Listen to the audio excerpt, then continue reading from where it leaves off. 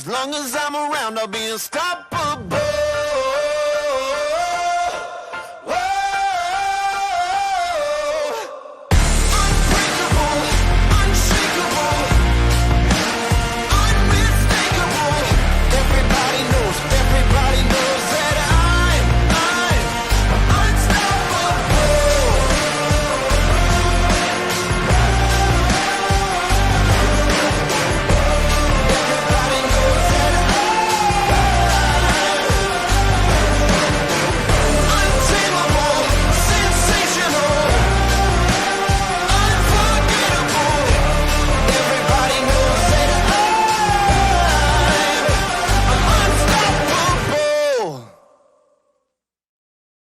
All right. Welcome, everyone, to the Recovery First podcast. I'm your host, Mike Todd. We are live here at the Ascom Studios in Greenville, South Carolina. Tonight's show is brought to you by the South Carolina Recovery Housing Association. They've gotten out a little over 1,100 units of naloxone kits to housing and recovery housing statewide in South Carolina, including 14 reported overdose reversals. A little bit about Freedom Recovery Center and the Recovery First program.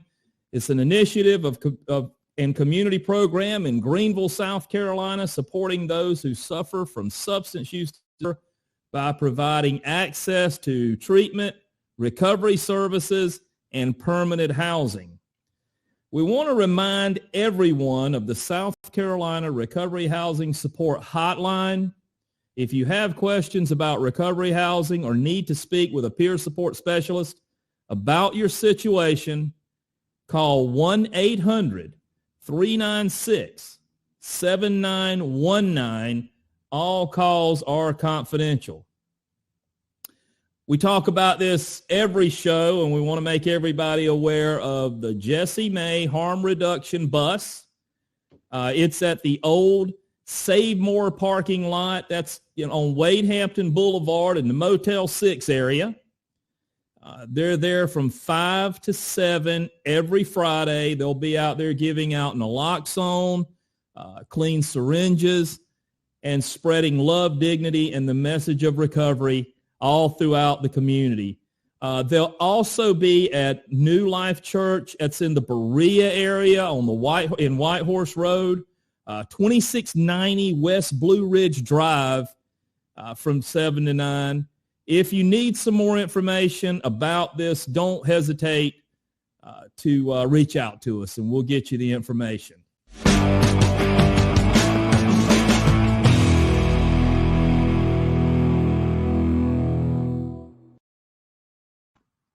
All right, I'm just going to tell you, okay, we just kind of started talking about this just a few days ago.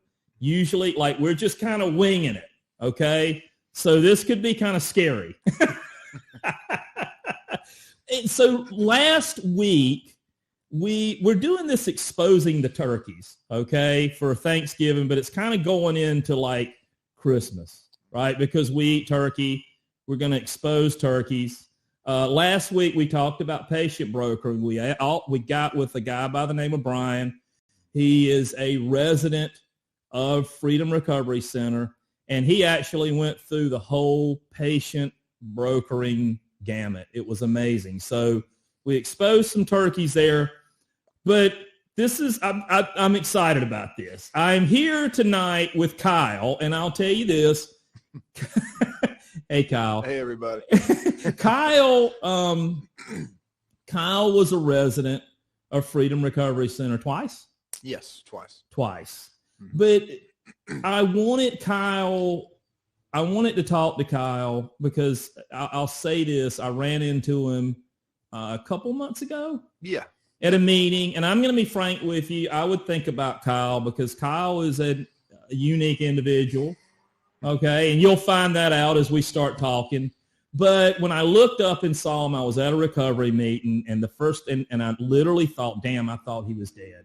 And I was and we're going to get into what your life is like later. We are. For sure. Because I'm going to tell you something. I'm very proud of you. Thank you. I want you to know that. Very much. I was, when I saw you, it was like seeing a ghost, and you could see how happy I was. I was like, No way, it's Kyle. Yeah. And Kyle, you look great. Thank you very much. I mean that. I mean that from the bottom of my heart. We're going to talk about. I want to talk, and we haven't prepared anything. This is like straight off the rip. Yeah. Mm-hmm. But what I want to talk to Kyle about is his journey. His journey of like, okay, he's not one of these guys that had insurance, right? He didn't have insurance. He didn't have a great insurance plan. He didn't have parents with money. Nobody sent him to treatment. Not since after I got off my parents' insurance was like 17, 18. I haven't had it since. And since then, yeah, so you were that guy. I want to talk about, and really what we want to kind of capture tonight is the survival mode that he was in and what he went through to try to get help for a preventable and a treatable disease called substance use disorder. Mm-hmm. Okay? I mean, that's what we want to talk about. And we've had some conversations. and some of this is going to be humorous, but it's kind of like not humorous. Yeah. I mean, I'll admit Kyle's he's a funny guy. He's entertaining. I enjoy talking to him. But so I want to talk about when you landed. We're kind of specifically talking about South Carolina. Right. You landed in South Carolina, right? And you're at Motel 6. Yeah. I'm from North Carolina, right outside of Charlotte. I met a woman in South Carolina, in Greenville. Funny story, I was at a treatment when I met her. Okay, hold on, let's back. Just so everybody can get, like, we're going to have to do this. So you're in treatment in North Carolina, and you met a girl. No, I'm from North. I'd gotten in trouble in North. My parents sent me to a treatment in South. Down in Columbia. Okay. Yeah, and it was a 30-day thing. Okay. And it was a co-ed, but they had a section off where you couldn't, the only time you could really get near them was at meetings. So you did get to Morris Village. That's correct. That's correct. You did get to Morris Village in Columbia. That's correct. And then, so that was your first, like you're trying to get help, and you're in Morris Village, you meet. That was one of many times. But that was in, And I want to back up a little bit. Like, Kyle has been everywhere. Okay. I don't mind telling you, like, me neither. Yeah. He has been everywhere. He's been through the whole gamut. Tonight, we're going to talk about recovery housing exploitation. He's going to really capture this thing. Okay. So you're in Motel 6. Yeah. I was at my dad's, this was some years after Morris Village, but I was at my dad's nonetheless, staying there. And there really was, I was running out of options there. Yeah. I didn't have a license. I still don't to this day, getting closer, but nonetheless didn't have a license, no car. My wife and my child was here in Greenville, and I was trying to get closer to them. Sure. So I decided, I had my dad, I talked him into dropping me off in Greenville. He said, I'll pay for the room for a week. Gotcha. And he bought me as soon as we got here, it was on Wade Hampton. It was the in-town suites. And he paid for me a week. And my plan was, well, I'll get a job. We're on Wade Hampton. I can find a job. I'm going to make it work. I'm going to turn this into a positive. Yeah. So he took me to the pawn shop, bought me a bicycle. Okay. And said, okay, you can, so I think I had $50 in my pocket. We're getting it done. And I had a week. So he's like, you can make it happen. He gave me all the positive gestures, but he's like, I'm leaving. He was at that point anyway. But Kyle, and here's the thing. He didn't have the resources anyway, right? No. I mean, good dad. He's trying to help. Sure. He's buying you a bicycle. He's doing everything that he can do to help his son. And he's done so much before that point that he didn't even have to do that. Right. I really didn't expect him to do that. Right. I put him through a lot. I did. Yeah. And I knew that. I knew it. Yeah. So Motel 6, you're trying to. So he leaves, and wheels are turning, right? And I've got a burner phone with a few minutes, enough on it. Okay. So I get on the bicycle and I start pedaling. I'm going to the store to get some beer. Right. And I get to the 7-Eleven and I get like four Locos. Come back, and I come back and I'm drinking, and I got these ideas, how I got right. Get that first one in me, and I got all these ideas of how I'm going to turn my life around. This is the time. Good intention. Yes, great.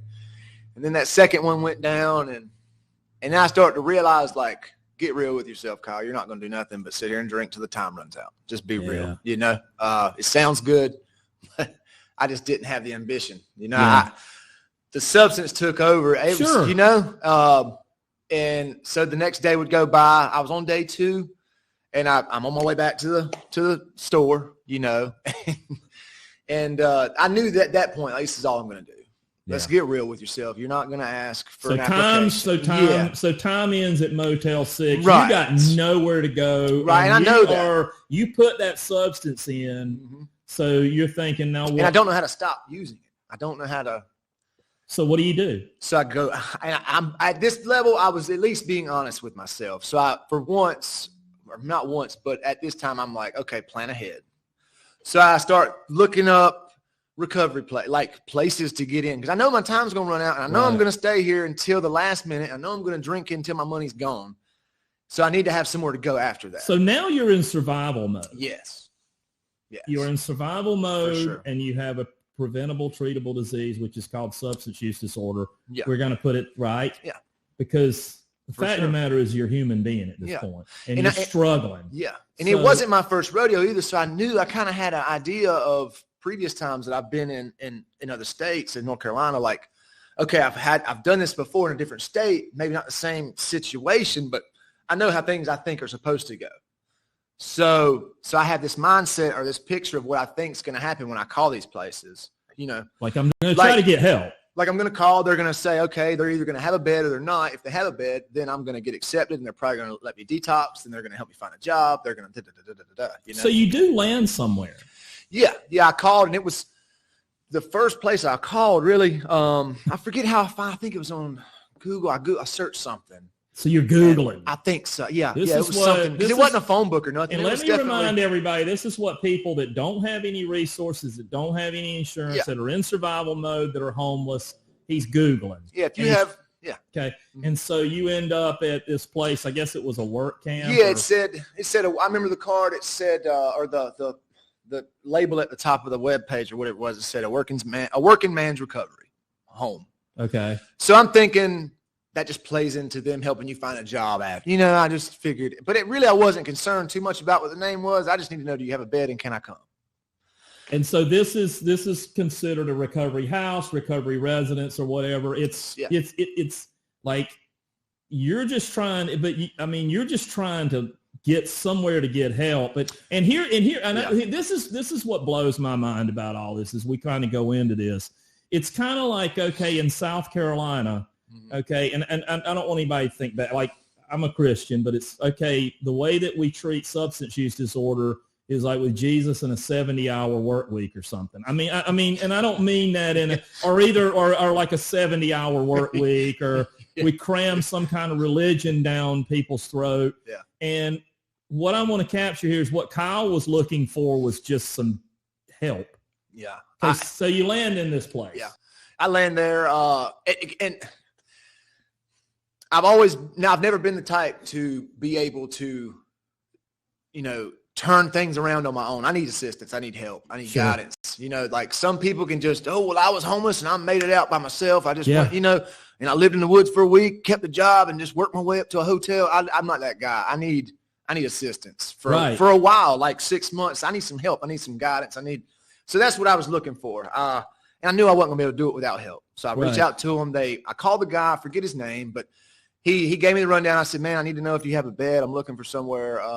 He's like, yeah, we can, you know, I have room. We can get you today. You can come today.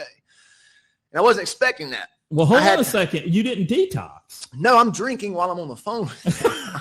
I'm steady drinking. Okay. And I told the guy, when he said that, I said, well, hold on now. I got 4 days left on my hotel that's already paid for. I can't get the money back. Like, can I call you when those days are up? Like Friday.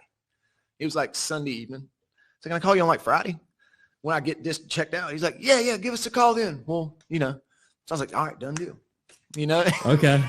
So you're in this place. So you go. So I stay there and I drink the rest of the week. I stay every day, night and day, drinking. So you come in and really what you need to detox. I mean, that would be because I'm not in good shape. Yeah, I was. You're in really bad shape, and you think, well, maybe I'm going to get a little bit of time to detox or get better. But what happened?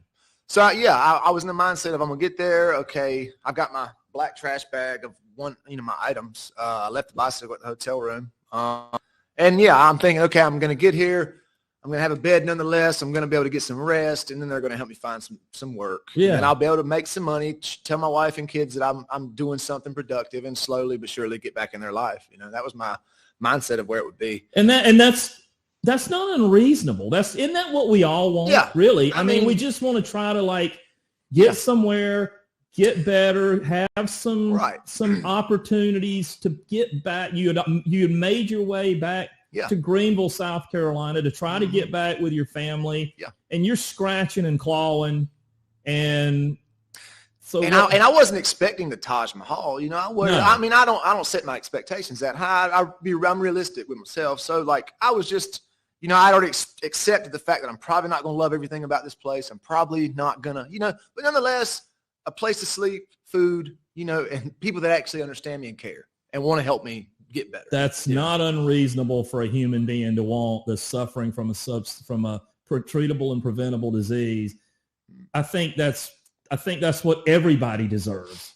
So you land in this place, and did you get any time to get better? No, I walked in. I remember I got there. I walk in with my sack. I remember coming in. Yeah. Here he goes. I remember coming in, and they had a fence around it, and I was like, okay, well. So we go in through the fence, and it closes behind you, and I go in, and I go in the front. You had kind of like, oh shit, what's going on now? Kind of had the prison-esque feel to it, kind of. But nonetheless, I'm still open-minded. Let's just get in here. And I get to the front desk. I walk in, and they pull me to I sat there for a few minutes, and they walked me to the back room. And I sat down with a gentleman. I forget his name as well, but he's going over the paperwork I needed to sign to, whatever forms it was, my ID. You're like, picture of, man, I'm somewhere. I'm right. Like I'm getting, here to start the journey, Yeah. And I'm not exaggerating. I probably wasn't talking to this guy. I probably hadn't signed 2 sheets yet. And there's a guy that knocks on the door frame, and I look over my shoulder, and he kind of points at me and says, hey, you got a ticket tonight. We got you on a work ticket tonight. I think it was checkout was 11, so I probably got there at 2. So it's probably 3 in the afternoon when I'm there, and he's telling me he's got me on a ticket. I haven't been there 10 minutes. I got you on a work ticket tonight at so and so. What was the shift? Was it like a 12-hour shift? Yes, Muffin Man, 12-hour shift. He's like, you got 3 hours. You can leave at 6 to 6. 6 in the evening to 6 at night. So I had 3 hours to get some rest before. So you got now, mind you, been drinking all week. I ain't been sleeping. So you got 3 hours. Yeah. You got a 12-hour shift at this whatever this place is. Yeah, and I'm looking at him I haven't been here 10 minutes, man. I feel pretty rough. I'm just saying. I'm just saying, dude. I've been on a bender. I understand. You got me a job quick. That was fast, but I don't know. Now, what were the arrangements as far as making payment and everything? I mean, how you got to pay this place, right? I think they had, the way it's set up was until you walk in with a balance. Obviously, I can't say the number amount. It's been so many years back. Yeah, it wasn't a few dollars. I'll say that it was a couple hundred. Yeah, if not close to 1,000, maybe. Okay, couple hundred. So you're $1,000 roughly in the play it safe. Let's say $750. You're in that area between 5 to 1,000. You're in the hole. Okay.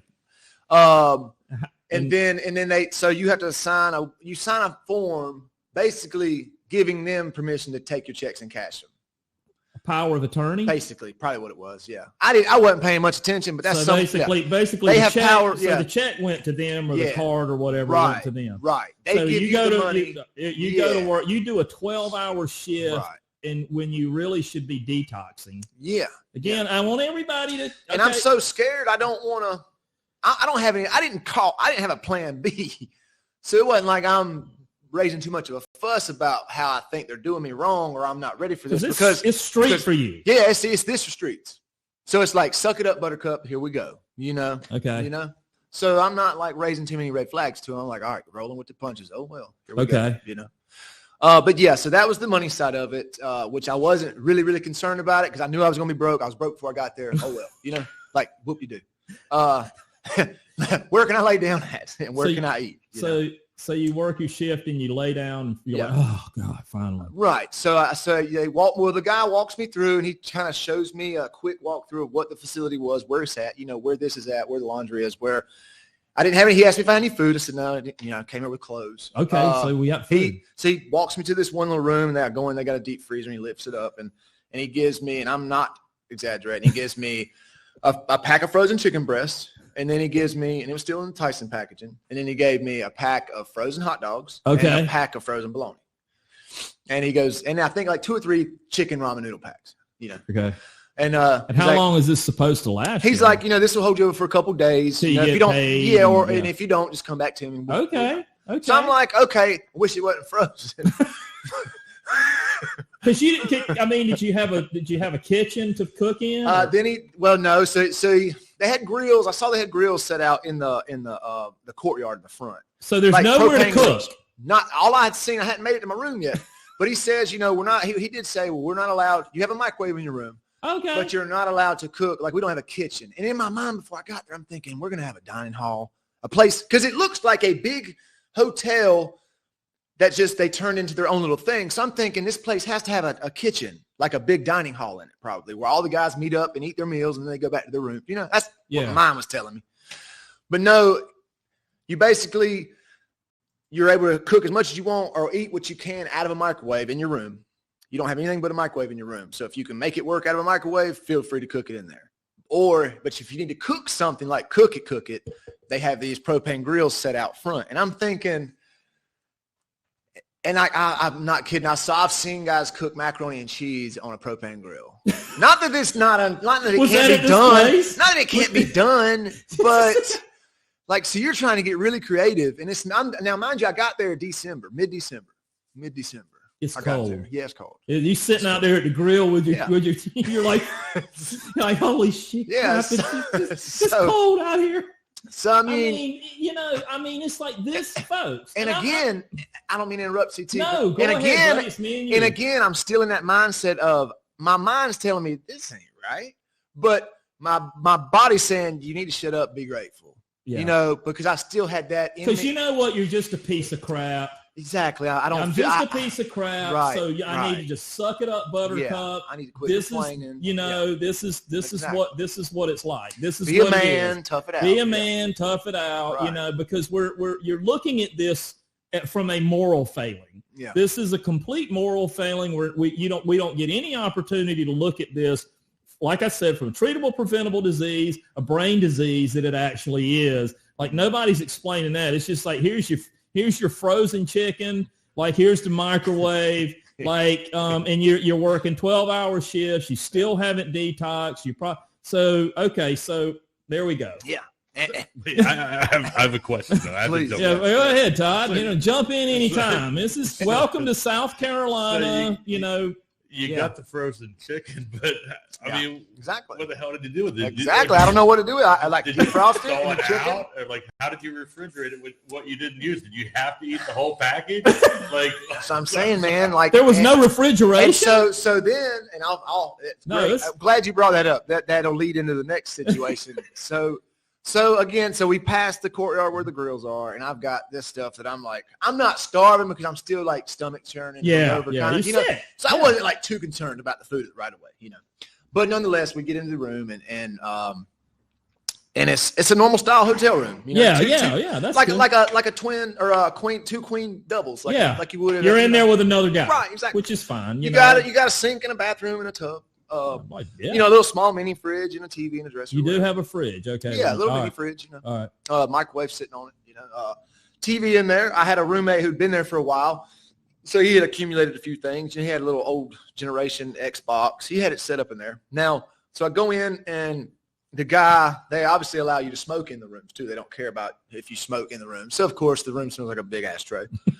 I'm not complaining again. I smoked cigarettes at the time. I've recently quit for the past 6 months, but I did then. But I've never been the type to smoke in the residence where I actually sleep and live. But so I'm shutting up. This guy was here before me. I'm his guest. That's right. So, and nonetheless, I probably bummed a few off of them too. Yeah. Yeah. But so I get situated. I get acclimated. I put my stuff up. The room's dingy. It's not, It is what it is. I'm trying to see the positive. But I'm trying to get unpacked so I can lay down and take a small nap before I have to go do this 12-hour shift. And I think to myself, so they have a little store on site. Could you leave and go to a store? So I think you could leave off property with a resident that had been there for a certain amount of time, who had proven himself and not, But you couldn't off the top. No, it's gated off the rip. You had to buy from that commissary. Yeah. For a person like me, like a can of beanie weenies or something that maybe you could have got for 40 cents. You got to pay $1. Yeah, and they sold a good bit of stuff in there too. They sold energy drinks, Red Bull, Monster. They sold all different brands of cigarettes. Okay, you could buy a single cigarette, you could probably. Buy packs, singles. Probably singles, but at least packs. Hell, even cartons. I'm sure of it. I mean, they had it set up almost like a real store. But only the amount of stuff that you could see behind the counter. So you really didn't have access to go out and go to a grocery store. You had to use. I think they made Walmart trips on weekends, but they had like 2 vans, and you were like bundled up in there. They only took 2 vans, so you had to get on the van, and you couldn't go in there splurging because you got to get back on the same. Did you have utensils to eat with? So that was the next thing. So I go to the store. I have a few dollars in my pocket that I didn't spend on booze. Okay. So I say, well, I need some energy. I got to do this shift. I've got to get prepared for this. I can't eat. So I go in, I'm going to buy an energy drink. Yeah. And go in there, I buy a Red Bull. I think it was like $4. It was expensive. It was like the small can. It wasn't nothing big. Yeah. It was, and then I'm looking at the cigarettes. I don't have enough for it. So I'm thinking ahead, okay, I'm going to need some silverware to eat this food that this guy gave me. And I see a cup. On the guy's thing, and it's got forks, spoons, all that stuff in it. And I said, man, can I get – I went in there to ask for the silverware, and I just turned out getting the Red Bull. But I said, hey, man, I don't have any silverware. I thought the guy was, like, helping people out, like he's on staff. You're running the store that's on the same property as this facility. You must be – so I say, hey, man, can I get some utensils to eat with? Like, I don't think I got here with just clothes. They gave me this bag of food, and he's like, yeah, I'll sell you they're 75 cents a piece, 75 cents for a plastic fork. And I'm like, dude, I don't even have, like, you can't just give it to me. Like, I came here with nothing. And so then, like, the cigarettes, like a pack of Senecas, they were like $6. American Eagle or whatever. Yeah, they were $6. Packs that you could get a carton of on the street for like $15. Right. And they were like $5 in there. So it was convenient. You didn't have a choice, like, because you couldn't leave out of them gates to go up to the Sphinx that was up the road. So I want to back up just a little bit, folks. Here we go. This is what he gets. Yeah, this is like within my first hour of being there. First hour, not even maybe. Yeah, about a first hour. I've gotten this far, but nonetheless, I'm still trying to keep. What choice do I got? Right. I'm not a quitter. I'm not a quitter. So, but I get the drink, and I remember, like, I can't sleep. I lay down, but I can't rest. I'm too anxious. Yeah. I'm in a new place. Job. Yeah. And I got all this new stuff around me. I'm not used, I'm trying to. So I get to the job, and it's a job. It's production. And that job also, I felt like had fed off the same style, like that type of recovery place fed off of, like people that had no other option. They knew they could work the crap out of them. So you haven't detoxed. You've ate very little, and you got to work a 12-hour shift. 12 hours. You made it through your 12-hour shift. I did. Barely, yeah. Barely. I was this is suck it up, you moral failure. Yeah. Yeah. And the guys that are with you, they're doing this stuff and they're working 7 days a week by choice because they're just trying to, but they're making crap money. Yeah. Like working minimum wage, $7 an hour, 60 hours a week, bringing home $500. So this is you haven't detoxed. Like, I want to emphasize this. I wish more people could see this. He hasn't detoxed. No, I haven't had that opportunity. No. He didn't have that opportunity. He has not detoxed. His detox was a 12-hour shift. Yeah. Okay. And I mean, I want to say that this is just so. So you made it back. So you finally get to sack out. Yeah. I get back the next morning. Now you get to I'm thinking, to sleep. Yeah, I'm going to go to sleep. Yeah, rest this one out. And they made it clear to you that until your balance is zeroed, yeah, you have to work every day that's available. So the only day you have off is if your job just says, So okay, Monday if they through make a mandatory day off. Sunday, Saturdays, you got to work until your balance is zero. Yeah, you're work. Yeah, Okay. get your balance right. Old school exploitation. Right. Yeah. So I get to that shift and I'm going to sleep it off. Okay. Get back to the room. I don't think I ate. I don't remember eating anything. Maybe I did. Well, it was probably. I had. Well, the guy frozen. threw in 3 packs of chicken ramen noodles. I mean, it was probably still it's frozen. funny, but it's not funny. But yeah, no, seriously. So finally you get to go to sleep. So I get in my bed that day, and I slept. I slept during the daytime, and I actually slept.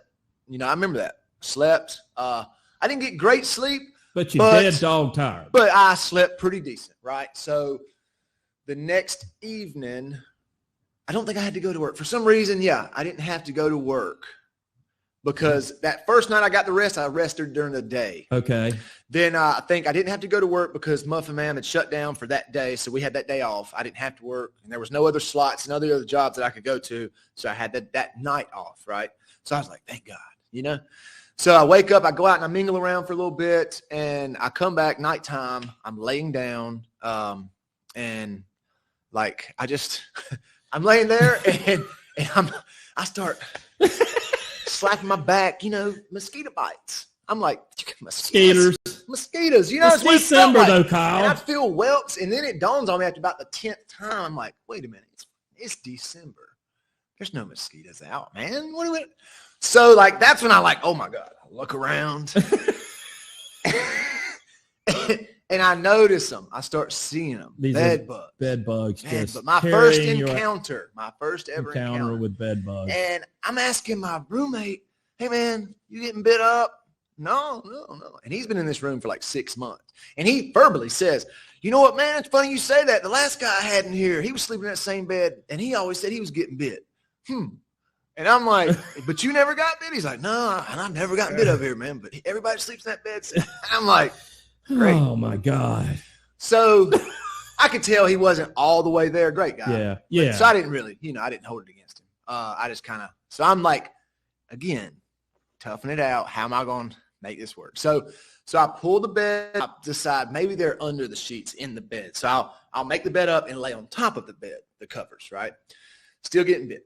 So I got in the fetal position and laid only at the foot of the bed, sideways, not, horizontal, not vertically. And then kept getting bit. Then I got off of the bed, got my blankets, went into the bathroom and laid in the tub.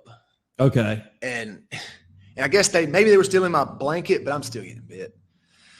So, and then mind you, my tub I'll speak on this for a minute. So the tub it's a tub where the faucet is, where you turn your water on. You have those knobs, but then where the water comes out, it's not a faucet cover. It's just a copper pipe that's hacksawed off, sticking out of the wall. And the water and so it's not pressure regulated because there's no downward. So it's whoosh. When you turn it on, it rushes, it shoots a stream straight to the back of the thing and bounces everywhere. So that's the kind of living condition it was. So I'm seeing this. That was the first time I've been in the bathroom because it was a dirty place, but. Well, so you've got this small pipe. Yeah. That the PSI coming out of this pipe is probably peeling the paint off the wall if you're sitting right in front of it. And there's no shower curtain on the rod, so. Well, how did the other guy I don't know. I'm just thinking to myself, how did he endure that for however many months he was there? That's now that you're saying that, hindsight, I never had the gumption to ask him these things. I was too focused or distracted on other things, I feel like. Probably the bed bugs and the frozen chicken. But how did you deal with the bed bugs? So I tried every method. I got off the bed. I laid on this side of the bed. I just got on the floor. I tried every avenue. I'm getting hammered with these things. Yeah, I'm not normally a whiny person. No, I know you. You were a resident on us. So I'm trying every avenue. I don't want to be that guy that's the crybaby, But I pull my shirt off and I have a stripe of dots. It's not just 1 or 2. It's probably 20 or 30, all over my midsection, down my backside on my right butt cheek, going down, back of my arms, on the back of my neck. I'm a red welt everywhere. And I'm like, okay, this is – so I get up the nerve to go to the front desk. Because they normally have people that sit at the front desk all night for when the overnight shifts come in to make sure nobody's drunk or high when they come back from work. So I go up there and I'm like, because I know in the back of my mind, I'm thinking, I got to work tomorrow. Right. I need to be getting some rest because I got to do this again tomorrow. So I go up there and I say, hey man, I'm getting eat up, man. Like, is there another room you can move me to? You know, an overflow room. I don't care. I'll sleep anywhere. Just get me out of that room. Because I got to go to work. Yeah, I'm begging you, man. And I was very polite. Yeah. I think if you know me, I'm normally a polite person. Yeah. Like I said, well, you've been to our place twice. Yeah, and as much as I went through that night, I still wasn't angry or mad or mean. You know, I remember I was trying to be nice because I didn't want to piss him off. Yeah, you don't want to be on the street. Your other option is to be on the street. Exactly. I want everybody to understand this. Yeah. He didn't have any other options. No, I didn't. Okay. That and the fact you're gated in on top of it. You even had to climb over the gate. That's true. Let's not forget that. That's true. So what did he tell you to do? So I told the guys, like, man, I run him through it, and like I even pulled my shirt off and as I'm telling him, he's like, man, I just don't have anywhere else. And I'm thinking, all right, I said, well, look, you got to look at this. I pull my shirt off, and I turn around, and he's like, oh my goodness. And I was like, yeah, man, I'm not lying. Like, please, is there anywhere you can put me? I'll sleep anywhere but there. And he's like, man, and this is verbatim. He kind of leans back and he goes, I'll be honest with you, buddy. He said, best thing you can do is go grab your blanket and your pillow. And you see them 2 picnic tables out there in the courtyard, go lay on top of them. I'm laughing, but this ain't. And no, I swear on my son's life, that's what that man told me. In December on top of In December. So I told him, and I don't mean to interrupt, you can, no. I said, excuse me, buddy, but that sounds like some stuff I do while I was out there using on the streets. Right. But I'm here trying to stay sober and get clean, and you're telling me to do the same things? Like, and I'm looking at him. He's like, buddy, I don't know what else to tell you. And I didn't get mad at him. No. I just looked at him and kind of like, and that's when it clicked, like, okay, enough of this putting up with it. You need to get out of here. Where did you go from there? Because for the sake of, this is just, okay, wrap your head around this, because even the South Carolina legislators trying to do something about this. They're doing this. They've got a recovery housing bill. Inside of that recovery housing bill, there's a voluntary, you voluntarily get certified by a committee. They're trying to pass a bill. In other words, these places won't be able to get referrals from state agencies or state hospital systems, supposedly, if they're not certified, if this bill passes. Do you think that this will help? I mean, I'd like to think so, yeah. My concern is this, is that, but let's think about this, because what I'm seeing is, so if you've got insurance, all right, what's going to happen is if you've got the ways and means, you get to go to a treatment center. You get to spend your time in the treatment center, right? And then you get to go to a certified recovery house, because places like you're describing are never going to be able to get certified. Not with the way they're running. So, when you left, okay, where did you go from there? I had, at that point, I got lucky. I had to call. I started calling my parents. Which is something that I knew better to do, because I'd burnt those bridges. Yeah. But like my father, I called him and I told him, and he was like, are you serious? And luckily my dad had a run-in with bed bugs prior. And so he understood how bad it was to have them near, so he took sympathy. He understood what I was going through. And I was like, Dad, I'm not making this up. I said, I'm serious. And I ran him through what I just told y'all. And he's like, son, you got to get out of there. And I said, yeah. And I'm still trying not to ask him for nothing. Yeah. I'm hoping that he'll just reach out and say, I'm coming to get you. I didn't want to ask him. I knew what I'd done to him. So he said, I had to go to work. He said, I'm going to call you tomorrow. Just keep in touch with me. So he ended up paying my aunt, my mother's sister, who lived down in Camden, to come pick me up. I ended up having to go to work. I took my blanket. And I took my Carhartt jacket, and I told him, I said, I'm going to sleep in the chapel. I looked at him after he told me to go sleep on the picnic table, and I said, you know what, I'm going to sleep in the chapel. How about that? And I said it really calm, just like that. And he goes, no, you can't do that. And I said, buddy, I'm not being mean, but that's where I'm going to sleep. I'll clean up whatever. I'm just going to take my jacket. I'm not dragging them. I'm not going to build a fort in there. I'm just going to bring my jacket, lay on the floor. That's it. You know? And he's like, okay, well, that's fine, but you need to be out of there by so, you know, in the morning. I said, I'll be out. Because you're just a piece of crap that's some moral faith. And I mean, oh God. So hold on, we're just real quick. Let me jump in. Yeah. Go ahead. So the chapel was heated, I'm assuming. Yeah. But the picnic tables obviously aren't. You know what I mean? So it only makes sense. It makes no to sense. put you on the picnic table. And I don't know what is. Yeah, exactly. And I don't know the thought process. I don't know who that man was, what power he had there. I don't know, but I know that he was the guy that was running the front desk who was there to be there for 24-hour service. If you had an issue, you go talk to him. How many people were in this place? Probably. I didn't, but I did mingle out a little bit. I would venture to say every bit of upwards of 150, probably 150. 150. So with a certifications process, they don't get certified. So where do those 150 guys? That's the point that I'm trying to make, because I was an advocate for this certifications process. I still am, but my concern is who's advocating for guys like us? Because I was out on the street just like you. I won't go into it for sake of time, but that's the point that I'm trying to get. If you start shutting these places down, now where's somebody like Kyle going to go? I mean, okay, he's sleeping on a picnic table. He was sleeping at the Motel 6. Now he's in the chapel. He had to basically fight to get in the chapel. I mean, so the point I'm trying to make is, nobody's flying him out to treatment. No, he's not getting to go to a certified recovery residence. Okay, I'm sorry, folks, but we're going to have to say this. Somebody's got to advocate for this. So here you are. So you get out of there. Yeah, actually, and Mike, I'm sorry, I don't mean to jump back No. in, but you said roughly you think it was 150 people. That's 75 rooms. If you shut that place down, that's 150 people on the street here in Greenville, South Carolina, where the how do I say this? There's not a lot of recovery options. Especially if you have 150 people who are freshly dumped on the streets. So I'm sorry, I just wanted to throw that. No, you're exactly right. That's the point that I'm trying to make. That's if the you downside, shut these places down and you don't refer to them, so you got to refer to only the certified recovery residences. Now, Freedom Recovery Center is not going to have a problem getting certified. But the point I'm trying to make is now you've got less beds.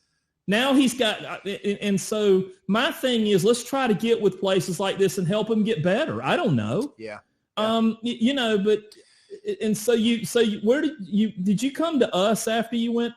Shortly. Yeah. It was probably a month or so, maybe 2 months, a month and a half. Roughly. How did you get to us? I think I got there February. I bounced around. I went back home. I stayed at one of my family members' house in Lancaster, South Carolina for about 2 weeks, left there and decided I'm going to try again to get closer to my wife and kids in Greenville. So I had one blood relative aunt that lived here. She's passed since. But so she said, you can live at my place over here toward Judson.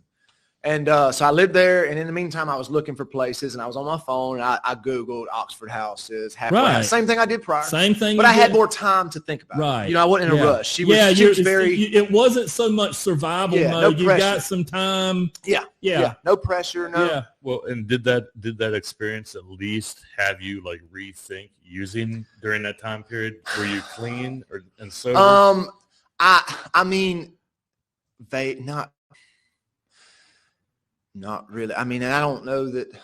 So deep down, I wanted to, but. So is that what maybe gave you like a propulsion to get back closer to your family to try something else out here in Greenville for a second time? Obviously, after that nightmare experience for the first time. Yeah, that's right. Yeah, I mean, I think deep down, I've always known I needed this is not going to work out anymore. Because it hasn't been fun for a long time. It was, and I've known deep down in my soul, you don't want to. I don't want to be this person, but I don't know yet how to stop, and I'm not yet in a position or been put in a place that gave me the opportunity to grow. Because it was always one bad decision after another, or one bad place, and it didn't really work, or a woman, or a relationship, or distractions, but so I had more time. I'm at my aunt's, and I'm looking at places, and I find this place, and it was Christ Recovery Home at the time. Was it? Okay. Yeah, That's way back. Christ Recovery. Yeah. Yeah. So I reached out, and I believe I spoke with Heath. He said, you talked to Heath. Yeah. He gave me the rundown over the phone. He said, can you be here for an in-person interview? And I said, sure. I had my aunt bring me down there. I dressed so nice. You get to experience Heath for the first time. Yeah. Who becomes like this big part of your recovery, really. Yeah. I mean, and for about 5 years. Yeah. 4 or 5 years. And so you actually made it through a Heath interview. I did. Congratulations. Yeah, I remember it. I don't remember it like verbatim what we said, but he was feeling me out, and I was as honest as I could be. He asked me my record because he was angling me to see what jobs he could get me. Yeah, so back then we used to do that. Yeah, you had to work too, but he had to, but he wanted to know that he could place me somewhere and not, so he was already, his wheels were always spinning, trying to, where am I going to put this guy? Who can I call? Yeah. And so it worked out. He told me I was accepted maybe a day later. He told me, he called me. I remember I going back to my aunt's, and he called me. He's like, we voted you in, you can come. So I got dropped off, and I got this. I've been in the house. I go in, and I'm thinking when he showed me around, this is a nice place. Oh, thank you. I did. I remember feeling that way. And so did you feel like? And I get it. It's my place. I found it. And back then, when we first started, it was back years ago. It was with a church, and the name of it, we took over a defunct halfway house, and the name of it was Christ House or something. We kept the name, and then we finally turned it into Freedom Recovery Center because we didn't want people to think they had to be a Christian to come. I got you. Yeah, that makes sense. But the point I'm trying, so you felt, what was the feeling when you got there? When I got there, I'm thinking this is a lot different because you and the place I just described prior were the two places I'd ever attempted for any form of recovery living in South Carolina. Right. I don't think I'd even been to a meeting in South Carolina before that. Right. I'd done some recovery in North Carolina where I was raised and where I'd first started my journey when I was younger, but I'd never experienced anything outside in South Carolina what that recovery or living, recovery housing looked like. So when I got there, I'm thinking, this is a lot better than where I just came from, and I'm thinking to myself, this could work. This could work, after talking with you hadn't needed to detox or anything. No, because a lot of times if you just got out of detox. Yeah, he asked me that. Okay, good. He did. Yeah, I remember that now that you brought it up because he was very thorough. Heath was with us for 7 years. We love him. He just left not too long ago. Mm-hmm. He doesn't watch this stuff, but Heath, we still love you. Even Kyle loves you, even though you had anyway. Yes, sir. It's okay. I mean, you felt like you had a kitchen. Yeah. He showed me through, and I'm thinking, this is in my mind an ideal place to get your life right. Mm-hmm. I really did. And I wanted it.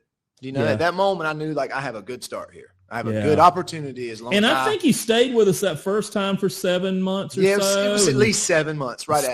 You stayed in recovery. You things got better, and then I still, and me and her are divorced now. Been divorced 4 years, but we are in really good relations with each other. My ex-wife. I was married at the time. I was slept good. You had a place to prepare food. I had overnights. Yeah. Well, what got me was I came in, and Heath said, and I woke up the first morning. I gotta prove something to these people. I don't want to seem ungrateful. I gotta, so I wake up and I'm like, okay, what do I do?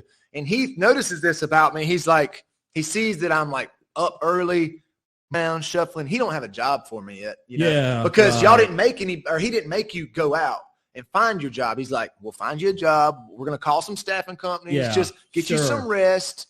And I'm thinking, okay, he said that, but I still don't need to be sleeping till noon. Like you're like PTSD. Yeah. I don't mean to laugh, but you're like waiting for the shoe to drop, and this guy's like, "Hey, relax. You're going to go to a meeting tonight." Yeah. I mean, and he did. He told me, and this really makes me feel like when we talk about this, I'm kind of getting a little bit emotional. Like, it really makes me, like, you felt safe. I did. And the guy that was watching over you made you feel like a human being, and like you and I don't think by then you had met me. I'm in and out kind of thing. No, I didn't meet you for maybe a week later, maybe, or saw you come in and we shook hands eventually. Yeah. And that was when I knew, because he was like, look, man, get you sleep as much as you want. You know, he's like, there's food in there, eat it. He's like, there's a freezer, eat whatever. He's like, I'll let you know when we have work for you. Don't stress about paying your bills. Don't stress about, like, we'll get that worked out. He did, because I was always fearful. Love that guy. I was fearful of the balance. And at the same time, he was tough, you know. I mean, but at the same time, you followed the dang rules. And you did good for a long time. You had a reoccurrence. I did. Right? For the sake of time, you had a reoccurrence. I did. So you had to go try to find another place. And I hope that we were like humane, and like when you had to leave. Yeah, I mean, I failed a drug test. He caught on to what I was doing, and he popped me on the right day, and he told me, you need to leave by a certain time. I left. I owed him some money. I was on some rent. I told him, I said, I'll be back to pay you in a few weeks. He didn't believe me. I showed up 2 weeks later and paid him, and he was very excited. He's like, That's why you got to come back. He's like, you know what? I didn't expect you to come back.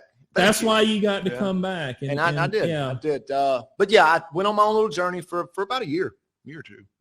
Ended up in another halfway house or something like that. Yeah, I did some time in jail. Okay. Got me and her toward the end of our divorce. After our divorce, I had to spiral out. And I went off the deep end, caught some charges, ended up in county for about 7 or 8 months, got out of county, was homeless. The day I walked out, had to make something happen. Again, you're in survival mode. Again, yeah. So I get out and I walk. A friend that I was in jail with got out 2 weeks before me. We were in the same dorm for like the whole time. He got out before me. I'd sent him to my bondsman. My bondsman ran a recovery house of her own that she did a little side thing. So here you go again. Yeah, so I contacted her while I was incarcerated because she went off my bond in jail. So I got a bondsman off bond charge, so therefore I couldn't bond out. So let's just real quick. Anybody in South Carolina can open a recovery house, folks. That's what it just felt the like. Bottom line. So he's a bondsman. He has nowhere to go. Well, and for people like me, so I've been transplant, so I'm not sure. Like you were just referring to the off bond. Like, can you quickly, briefly describe what is that? So before, on mine and my wife's last run before we separated, we caught some possession charges. We went to jail together, bonded out on that. That's when this specific bondsman took me under her, bonded me out. So I'm on bond with her while I have, waiting to go to these 3 possession charges. Then while I'm out on bond, I get hit again for 2 more felonies. So then I go to jail for those new charges while these other 3 are pending that I'm already on bond for her. I still haven't paid her off yet. So when I go before the judge to get my bond set, that's when she shows up, because they know when you get rearrested. So she shows up and she's on the other side of the screen telling the judge, I'd like to go off of his bond. He's already on bond with me. He hasn't paid me yet. He's already caught more charges. So when a bondsman does that, you get charged with you don't get timed for it, but it's a charge. It says a bondsman off bond charge, which lets every other bondsman that you call after that know, well, this person went off your bond. Why was that? Did you not pay him? You're not going to pay me if you didn't pay him. She says, but you can go to my house. It gives you a blacklist, basically, for other bondsmen. It's a red flag where they don't want to mess with you. But you get to go to my recovery house. So my parents. So that's basically what it is. It's like basically like honing you into the. I had drug charges. She ran a recovery house. I owed her money. I'm sure she had some good in her about it, but that's ultimately like she. So you went to this place. What was this place like? It was a little bit better. It was it was too freely run. Not a lot of supervision. Big house, decent house. Everybody's using. Yeah, it was just nobody's ever really there. You got a house man who just plays the role, but behind closed doors, everybody does what they want. Girls' house is right down the road within 500 yards, so the guys are sneaking over, and nobody's really doing recovery. And they shuttle you take you to work at these day labor spots where they pay you every day at the end of the day. So you're making $60 a day probably. You're pushing a broom at a job site for $7 an hour. You come back and then she cashes your check at her bonds office and gives you $5-10 out of it. So here we are. Well, I was going to ask. I'm sorry, Mike. I don't mean I'm catching something here.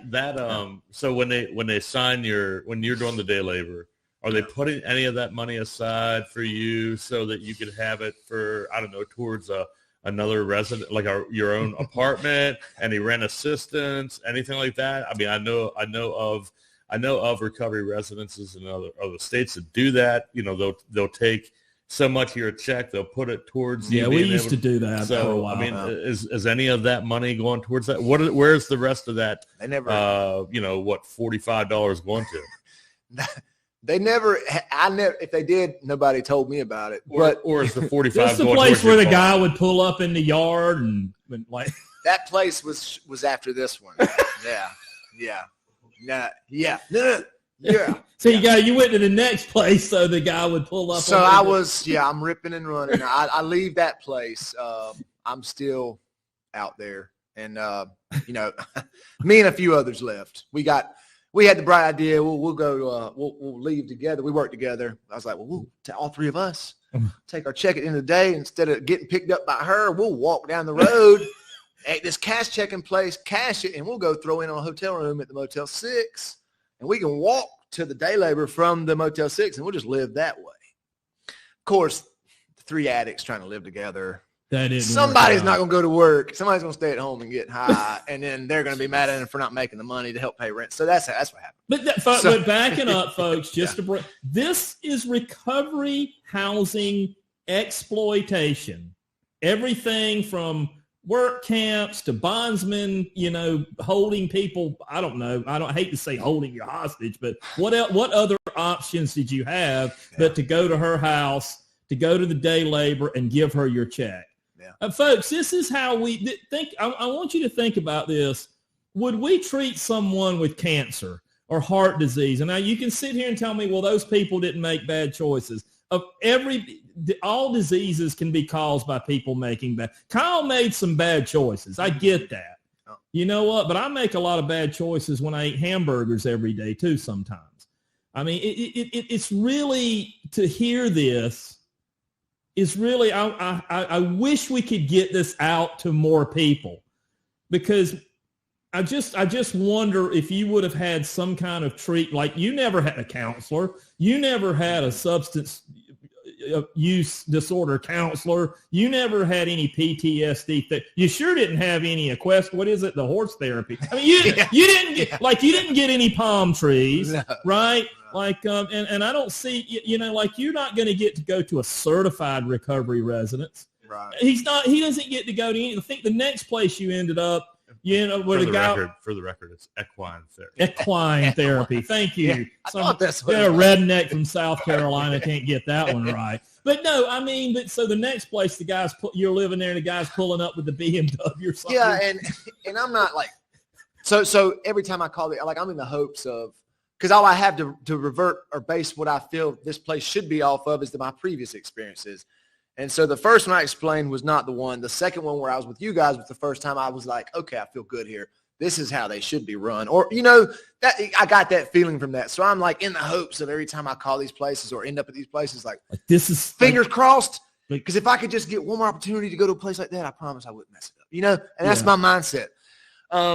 And so I'm still ripping and running. I was really going through a bad spiral.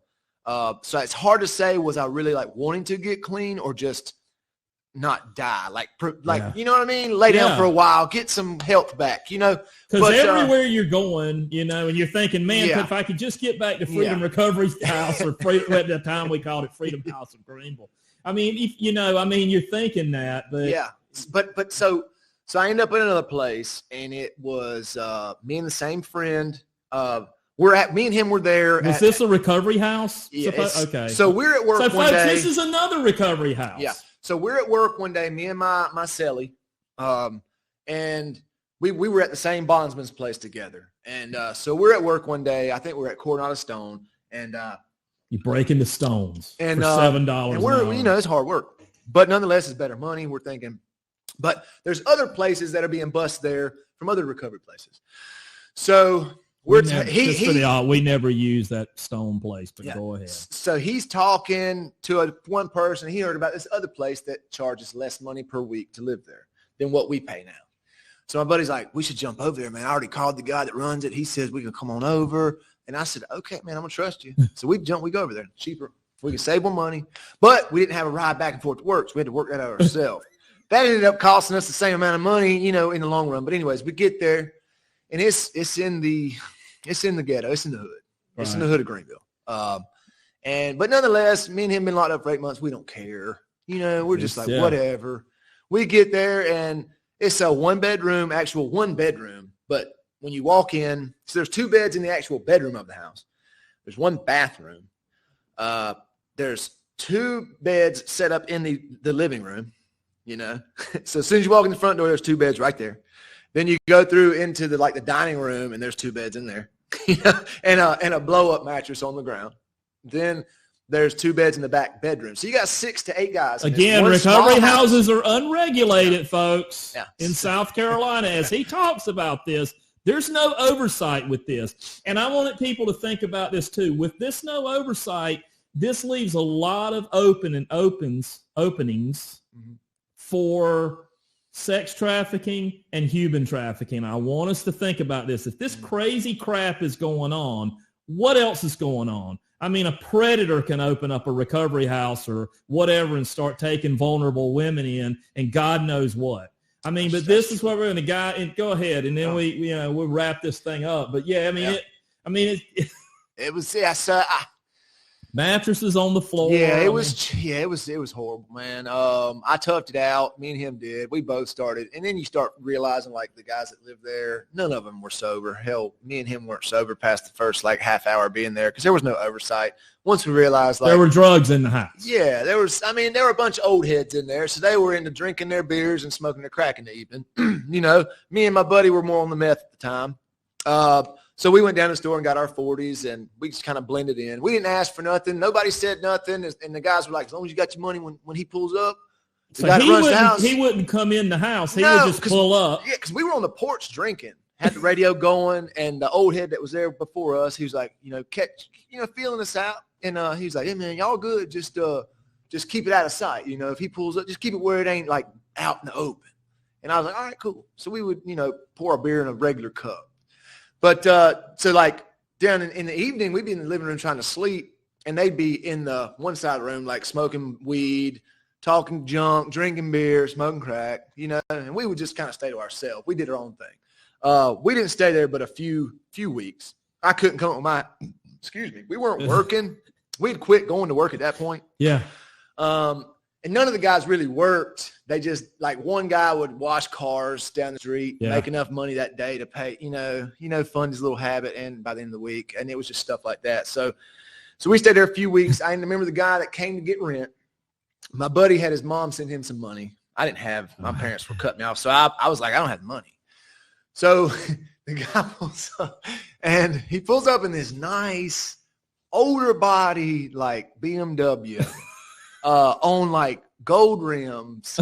I'm talking nice ride, white wall tires, gold. Y'all would rims, line up, you'd line up and pay. So they're like, all right, he's outside. Y'all come out. We got, and it was, so we're all in a line. One guy we'd all row up, and one guy'd go up, and he'd lean into the car and give him his money, and they, slap hands, dap each other up kind of, and then the next person would go up, and he never got out of the car, and nothing against the man, but, he was a flashy guy. So, but nobody, but if you never walk in the house, you never drug test anybody. So basically it's a recovery house fronting as a drug house. I mean, just pay my money and I won't ask no questions. That's what we need to be looking at. I know but you came back to Freedom Recovery Center for a while, for about a year. You did real well. Yeah. We won't go into that. You had another reoccurrence, right. But I didn't see you for a while. No. And about few months ago, was it a few months ago? It was late summer this year. late summer this year, I went to a meeting downtown, and I look across the way, and there's Kyle. I swear I thought I was looking at a ghost. And because here's the thing, even when I've always made it a point, even when guys leave, and I've probably told you this, like, hey man, you got to leave. You got to, like, you can't stay here anymore. If you're having a reoccurrence and it's a bad situation, we get you to the hospital. I don't know what your situation was. We don't have to go into, but, right. But I always tell guys, if you see me at a meeting, don't worry about this. Yeah. Like I just want you, I want you to feel comfortable if you see me. I know I kind of slide around for various reasons. Kyle's laughing, but I looked over there and I saw you.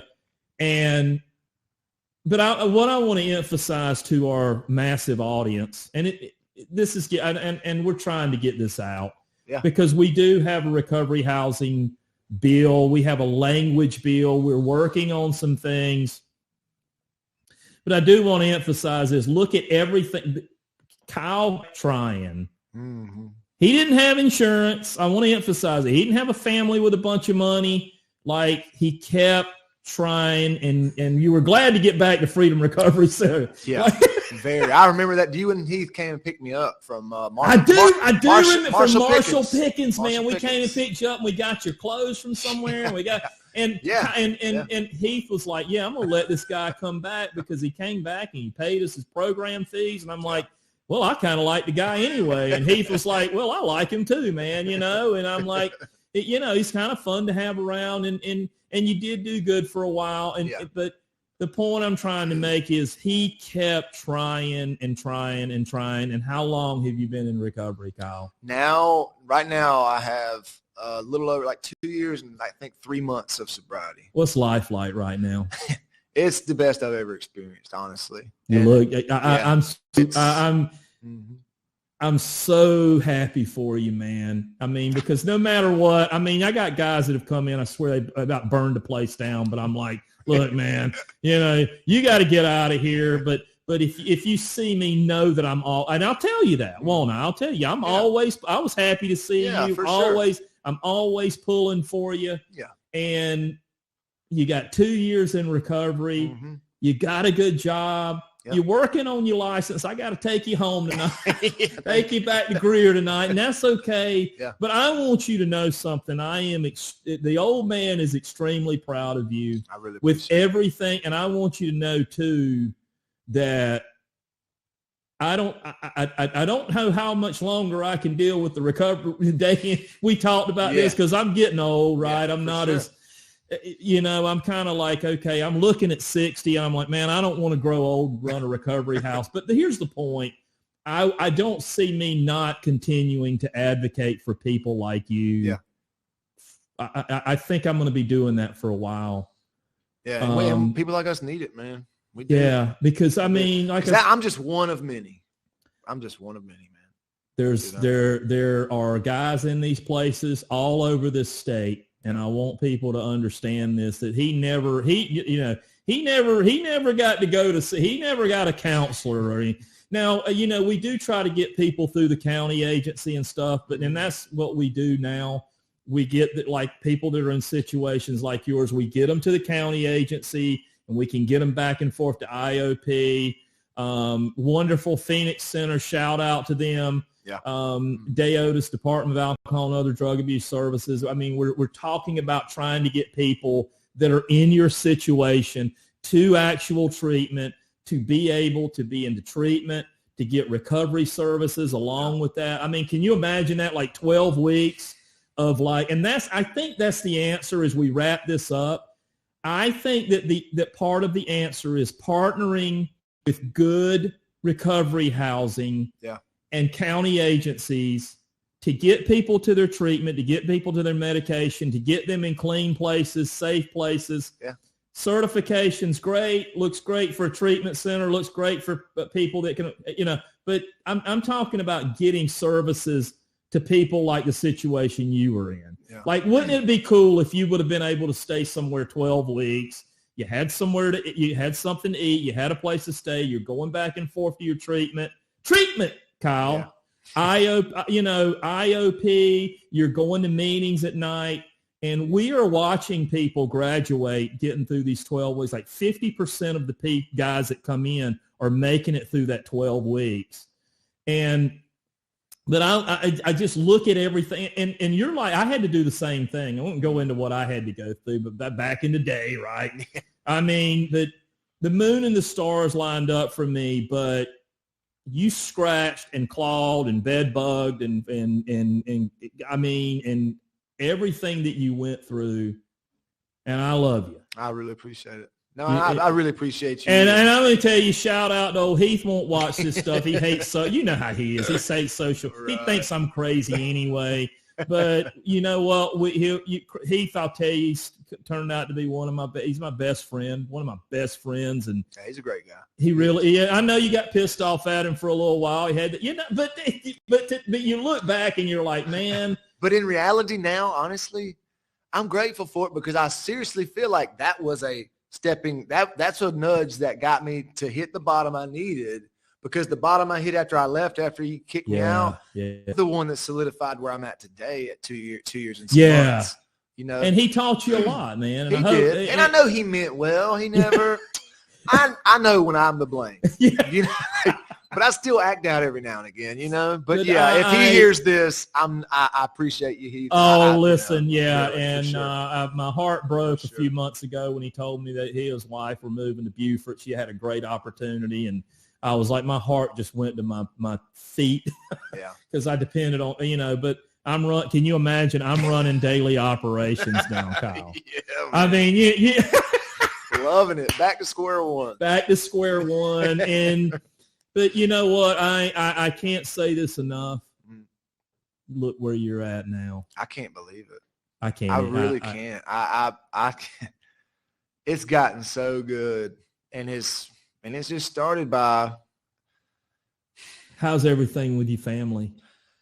So much better. How's everything with your kids? So much better. Yeah. I mean, it hadn't happened overnight. It took my last run really, I mean, I ended up in ICU. I almost died, and it was just, I knew then, like, if I don't do something different. But wrapping this up, Kyle, you ended up in Sober Living America. Wally helped. I want to say this too.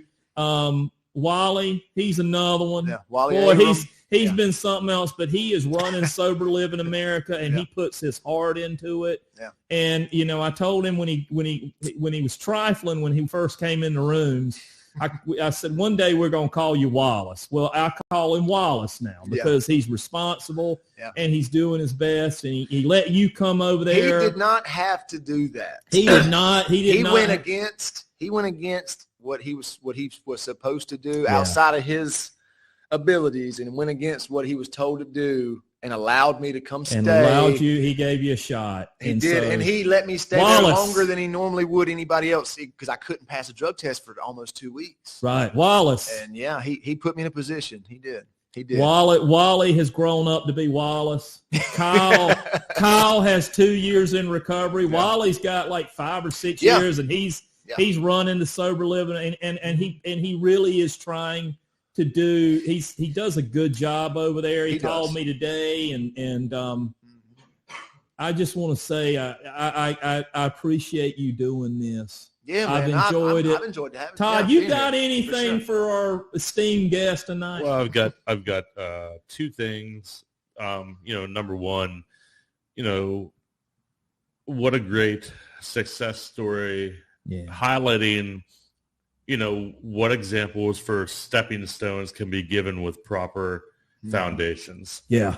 And also on the back end of that is that we need to dive down deeper and just really fight against this.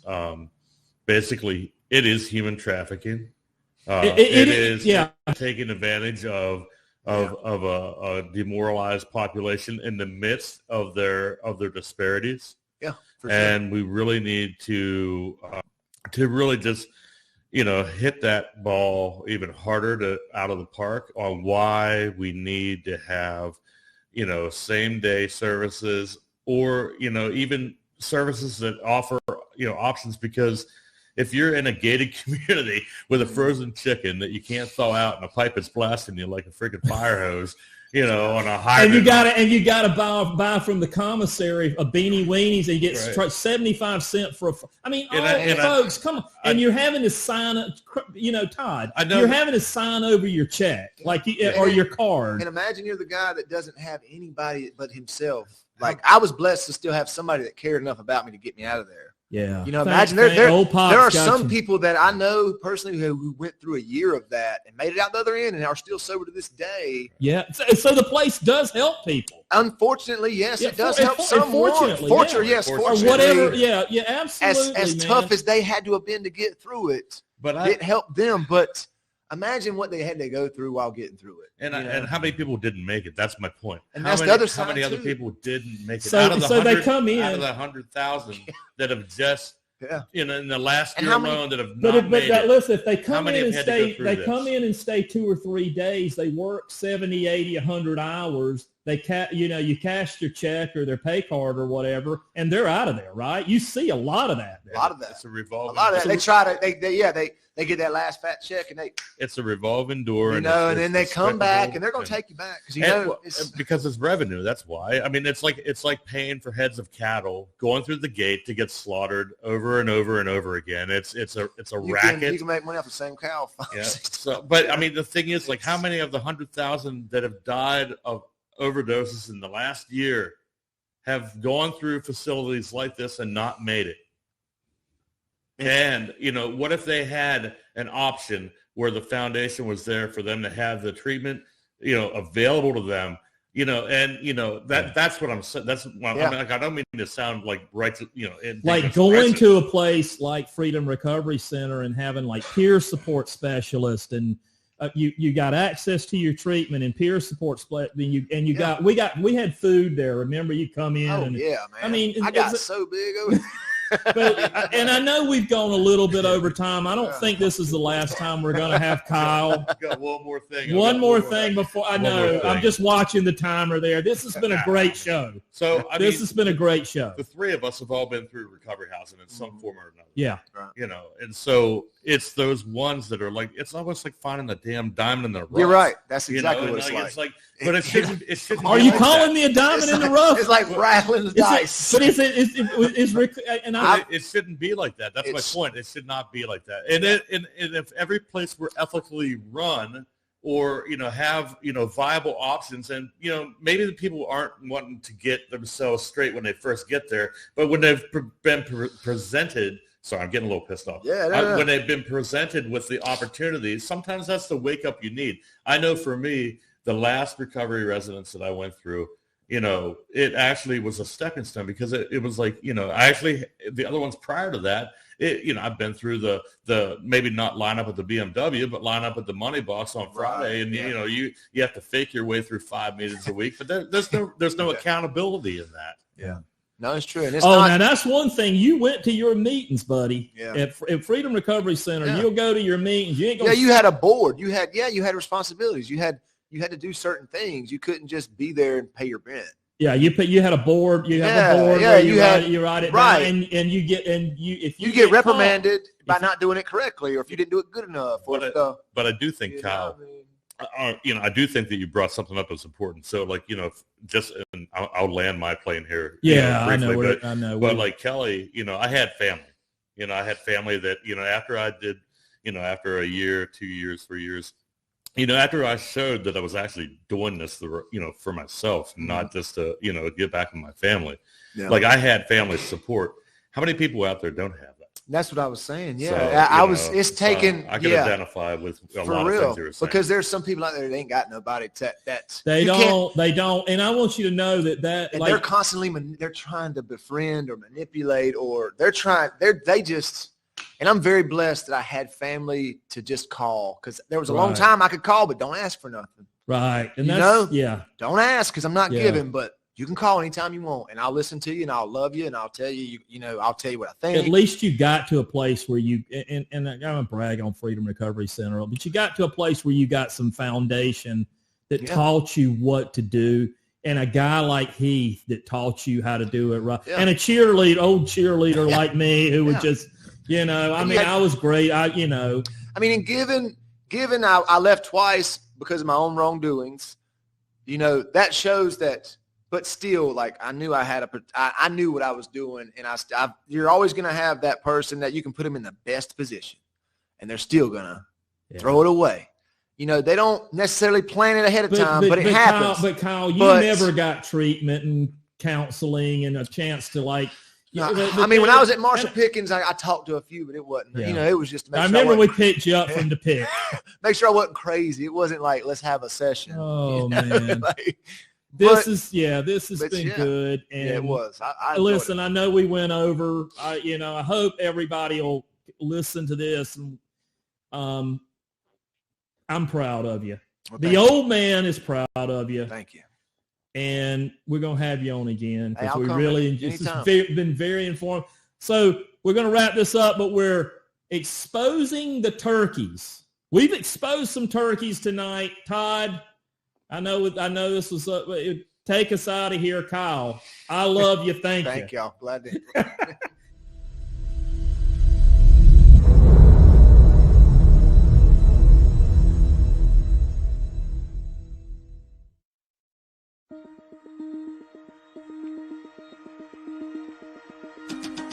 So 30 years ago, when I first came into recovery, we didn't have recovery housing. If someone was seeking recovery and maybe coming to meetings and didn't have anywhere to live, we'd basically try to help them find somewhere to live. And that's how it all started. We all started basically living together and keeping each other accountable in recovery. Now, as the years have gone through, it's basically turned into an industry.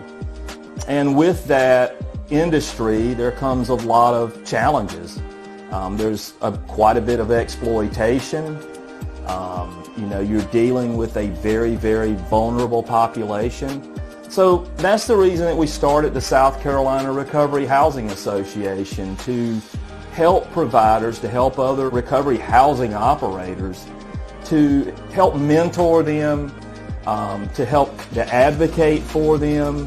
And one of the things that we did right off the bat was we started getting naloxone into all recovery housing in South Carolina. We were very fortunate to get a grant from the Clinton Foundation and some help from the Recovery Advocacy Project and Challenges Inc. and Favor Greenville, and you know, all of them combined have helped the South Carolina Recovery Housing Association to begin getting naloxone into all recovery housing in South Carolina and to help train their residents on the use of naloxone.